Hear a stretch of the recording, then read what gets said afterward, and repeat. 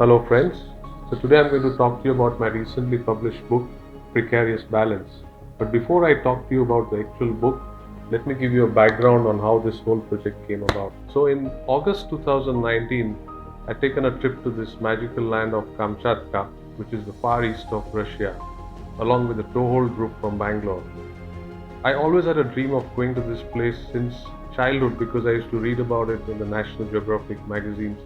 It used to be called the Land of Fire and Ice, and a beautiful magical phenomenon takes place where the bears come out of hibernation and they are going to fish salmons, which are coming back to lay eggs in the place of their birth and then die. So it's a beautiful story and a phenomenon, and it's something very special. And when I came back from there, I had a whole collection of photos, videos, and when I shared it with a lot of my friends, everyone encouraged me to put it together in a compilation. And that's when the whole idea of putting together this book came about. And then I started looking for somebody to help me with it, and I found this wonderful designer, Nidhi, who works with the NID and has done many books in the past. And when I showed her all the footage, I think we both decided that we could put together a book. And then we started working on the draft, and as soon as we started working, in a few months, COVID struck and the lockdown struck and things slowed down.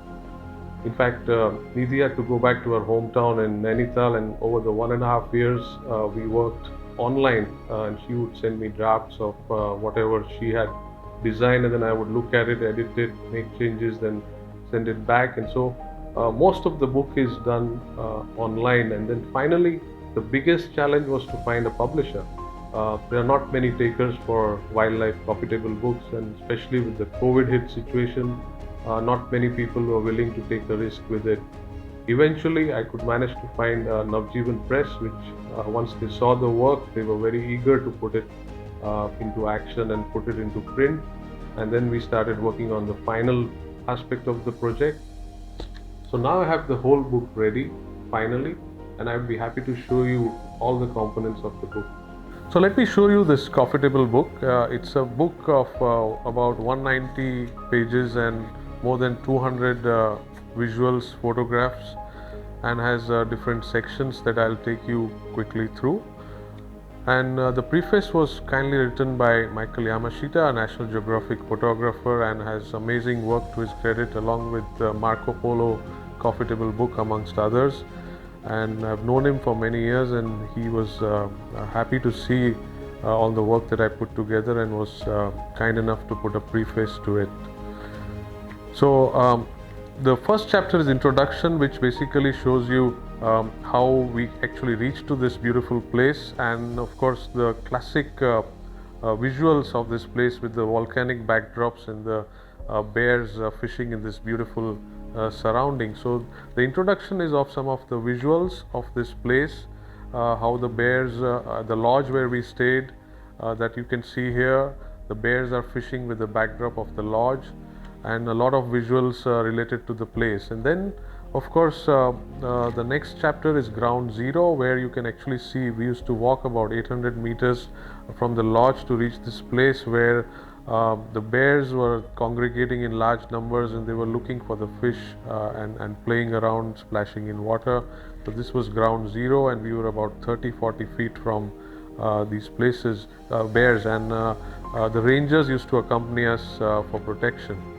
So these are some of the visuals in this, and you can see different variety of bears which are there. And then the next section is let the games begin, which we showcase all the fishing that they do. And here you can see a visual which starts off with all the bears getting up and trying to look for the fish, and all the seagulls, almost like cheerleaders, are flying past, and they create a cacophony of sound while the bears are fishing. And you see the bears fishing with all kinds of splashing water necklaces around them, and you can see the fish in their mouth with splashing water all around. The salmons which come there in all kinds of shades of the color that you see them, that they've caught. So this chapter deals with how the bears are fishing, and when you see so many wild bears together, The male bears especially, they have a lot of high tempers, and you can see them fighting with each other. So the next section deals with salmon wars, wherein you can see a lot of standoffs between these wild bears over the fish. A lot of them, when they catch a fish, the other one comes try to get it from them, or they have a standoff on their own, which luckily goes off in 15-20 seconds because they don't want to injure themselves. But you can see these splashing scenes where they have fights amongst themselves, and in fact the page at the end also shows you bear fight at the end that you can see here. And then the next chapter deals with mothers and cubs. This is the playground of the cubs, wherein you'll see mothers coming along with cubs, and it's almost like a training ground for them. These cubs have been born during the hibernation time, and this is the first time they've come and they see this whole activity, and it's a learning experience from them. And from this comes in this picture, if you see here, the mother and the cubs precariously balancing on the log of wood, which actually forms the cover page, the front page of the book, and the title. The meaning of the book, Precarious Balance, comes from this visual where the cubs are trying to precariously balance on a log of wood. They are afraid of the cold water below, they are afraid of all the other big bears around, and the mother is protective. And of course, it takes the larger meaning of the precarious balance in the sense that because of overzealous fishing, the depletion of salmon's resources is happening, and so the food for the bears is getting less and less. And so we need to be aware, conscious about this precarious balance, wherein we need to have enough fish which come in so that these bears can enjoy the salmons, fill up their fat, and go back into hibernation. So you see these beautiful visuals of the cubs. They are suckling their mothers at times, and you'll see scenes where the mother is trying to explain something to the cubs about what's going on, and they will catch bits and pieces of the fish and play around with each other all the time. And you see these serene scenes with the mountainous backdrop where the mother and the cubs are resting in peace after having a good fishing day. And this is how the book ends, concludes with the bear saying bye bye at the end of our journey. And so this has been a beautiful journey which I would like to share with all of you. So one of the biggest highlights of sharing this book has been with being able to share it with Sachin Tendulkar. One of my friends was kind enough to share it with him, and he went through it, and he was very kind to send a photo of him going through the book, and it was extremely encouraging to know that. And the biggest highlight, of course, was being able to share it with the Amitabh Bachchan.